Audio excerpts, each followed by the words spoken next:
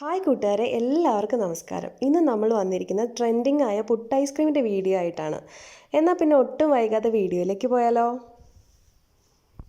ഇതിനായി ഞാൻ എടുത്തിരിക്കുന്നത് കാഷ്യൂനട്ട്, ബദാം, പിസ്ത, ഡേറ്റ്സ്, ചെറി എന്നിവ ചെറുതായി കട്ട് ചെയ്തതും ട്യൂട്ടി ഫ്രൂട്ടി, കോൺഫ്ലെക്സ്, 3 ഡിഫറെൻറ്റ് ഫ്ലേവറിലുള്ള ഐസ്ക്രീമുകളുമാണ്.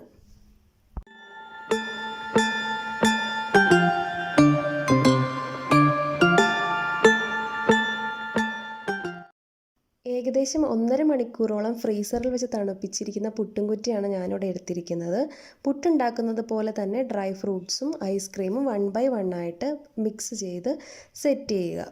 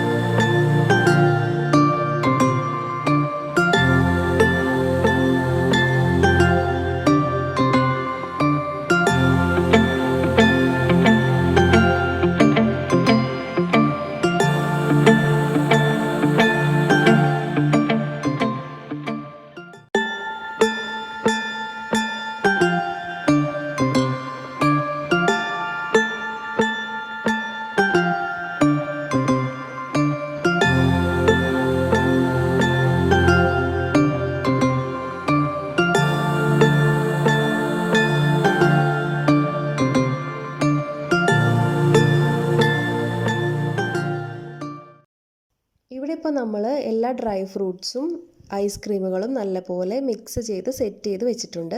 ഇനി ഏകദേശം 3.5 മണിക്കൂറെങ്കിലും ഇത് ഫ്രീസറിൽ വെച്ച് നല്ലപോലെ തണുപ്പിച്ചതിന് ശേഷം ഉപയോഗിക്കാവുന്നതാണ്. അങ്ങനെ നമ്മുടെ പുട്ട് ഐസ്ക്രീം ഇവിടെ റെഡി ആയിട്ടുണ്ട്.